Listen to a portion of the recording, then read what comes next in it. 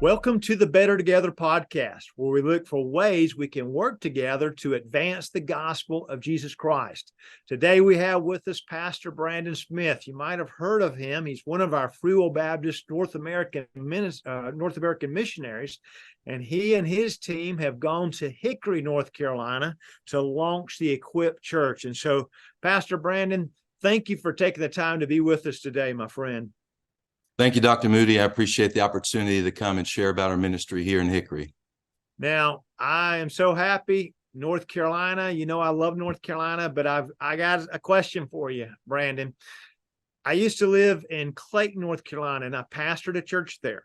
And there was a point where Clayton was listed. It's probably maybe 20 years ago now.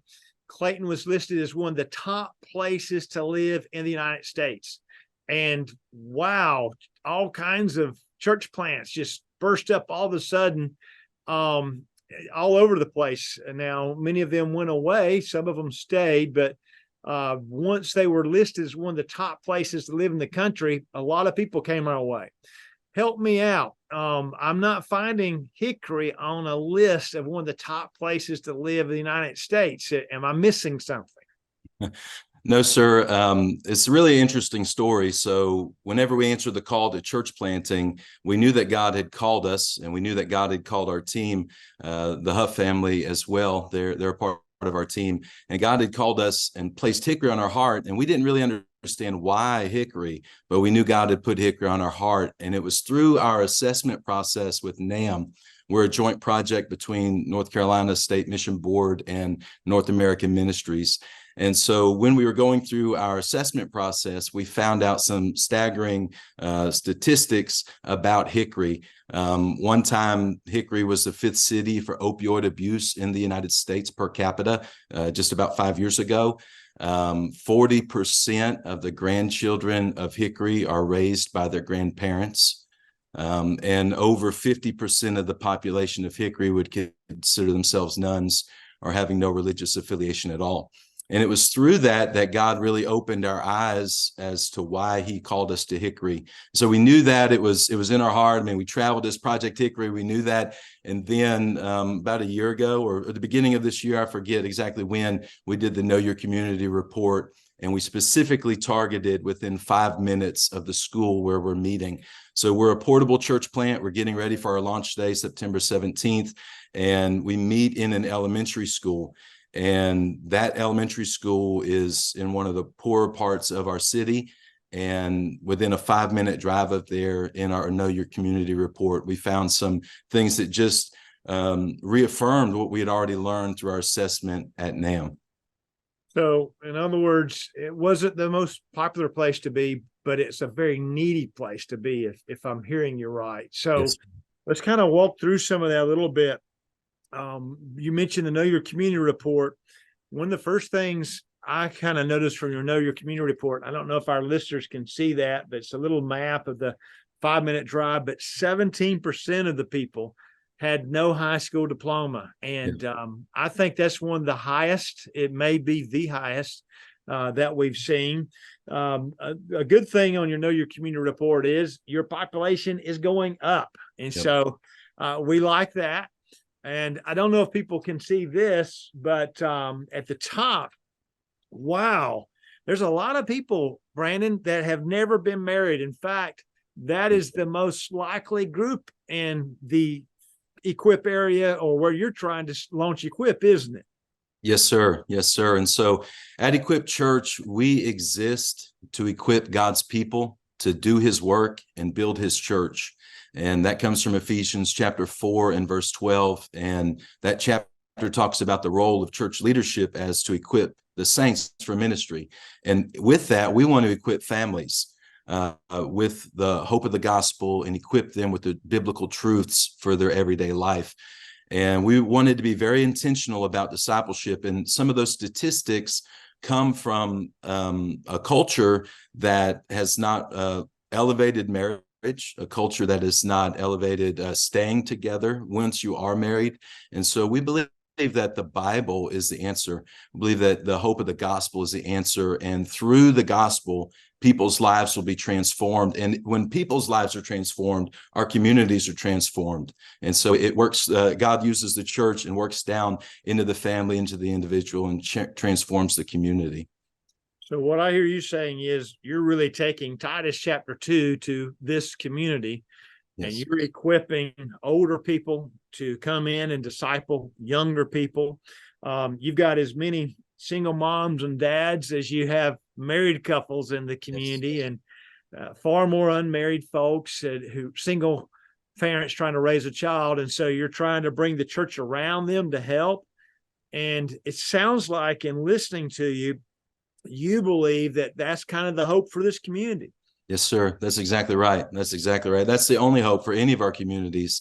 It's not, building a new park or introducing a new entertainment place for kids to go and hang out. It's the gospel. That's what our communities need.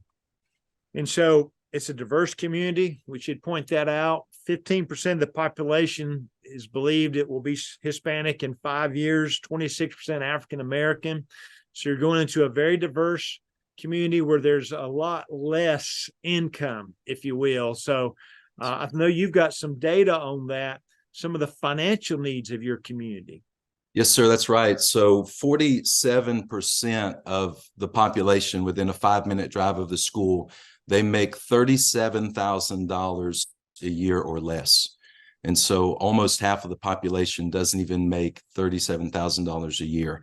And there's a lot of government assistance, a lot of people that are on food stamps as well. And so there's a great need for physical things. Whenever Jesus was approached by John's disciples and they wanted to know, are you the Christ? How can we tell John that you're the Christ? He said, well, go tell him these miracles have been done, the blind are receiving their sight, but also that the poor have the gospel preached to them.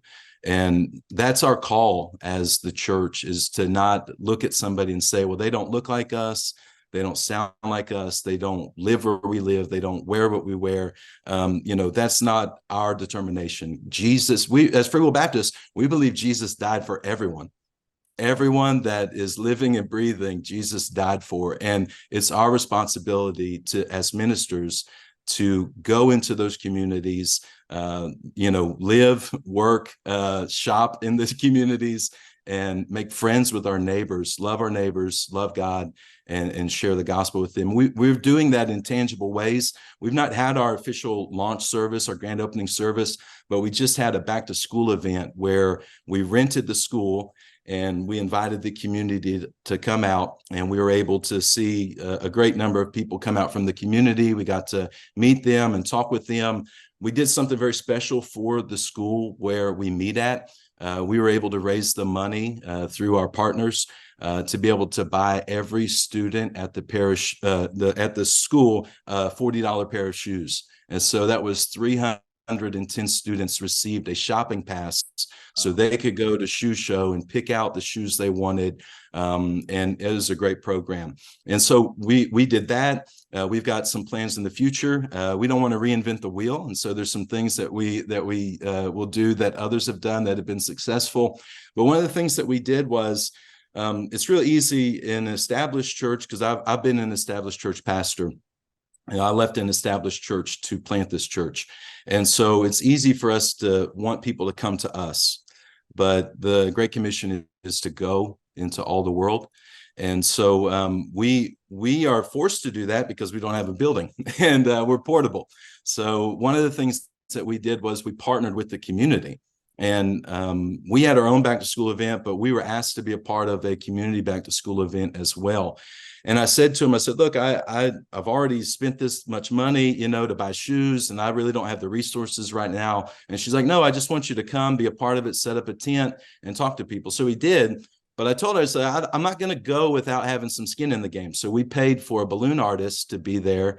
And so we were a part of the community back to school event. So we saw people the Saturday before at ours, we saw people Thursday, and then we saw people that next Saturday, and they were coming up and saying hi to us at the third event. It wasn't like we were having to go after them, because God does something very special in people's heart. I mean, Jesus said, if we just give a cold glass of water in the name of the Lord, that we won't lose our reward, and God will be honored by our efforts.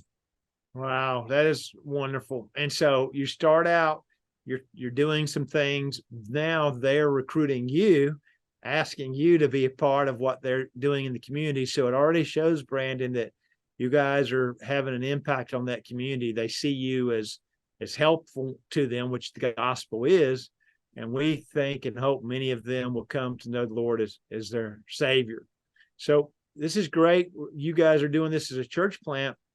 I'm hoping our listeners will look for ways that they can support you and our other church plants. But I'm also hoping that many of them will think, we could do something like that. Even an established church, you kind of alluded to that. We can do that. We can partner with the school. They can do the same kind of things, can't they? Yes, sir. That's right. And, all we had to do was ask. When we were talking to our contact at the school about how we could be a blessing to the school, she was the one that told us that the kids could use shoes.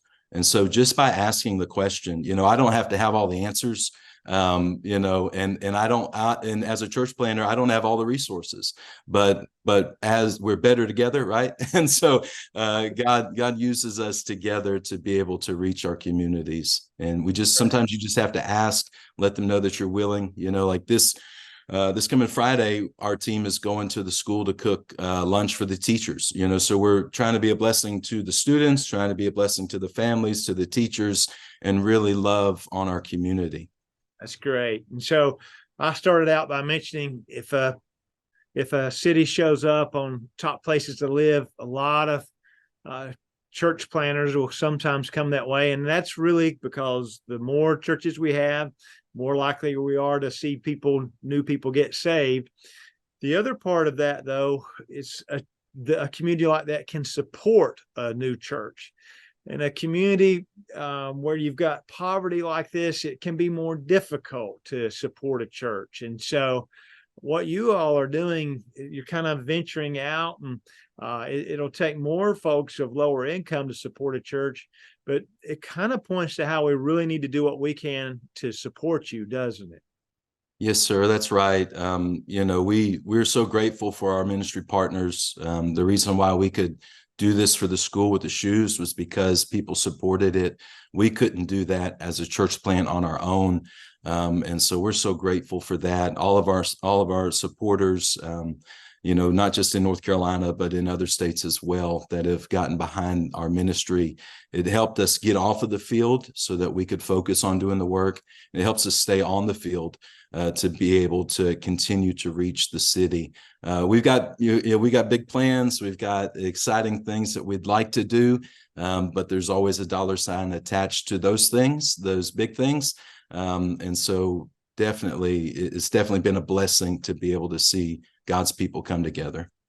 So church plants, they need resources. They need people that come and visit them and help out. And you've seen that as well.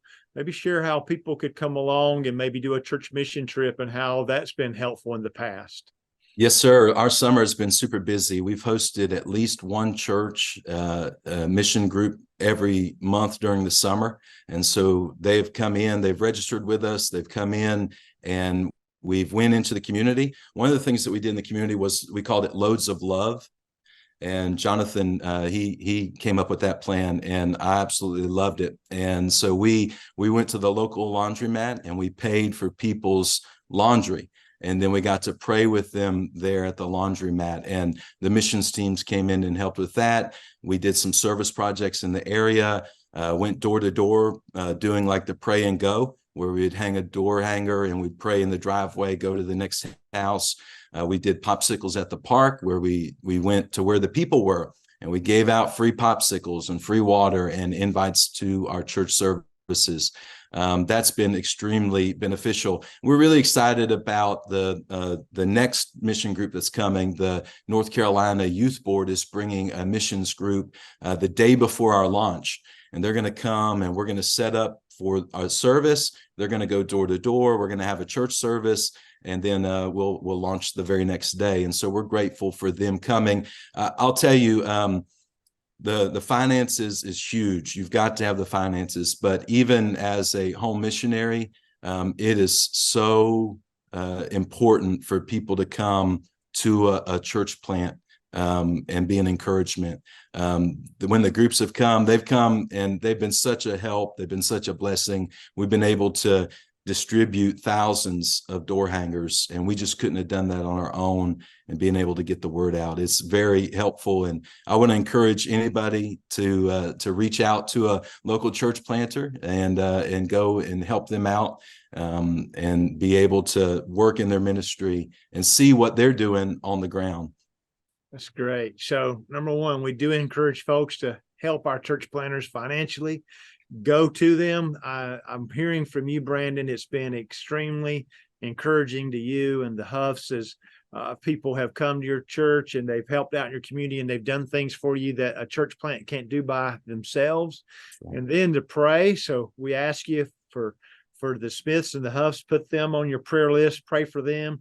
And if you'll go to Free Will Baptist North American Ministries Facebook site, notice every Friday they give a little profile of church planters and they ask you to pray for them. So we encourage you to do that as you go through your week and not forget our folks out there trying to spread the gospel all throughout North America.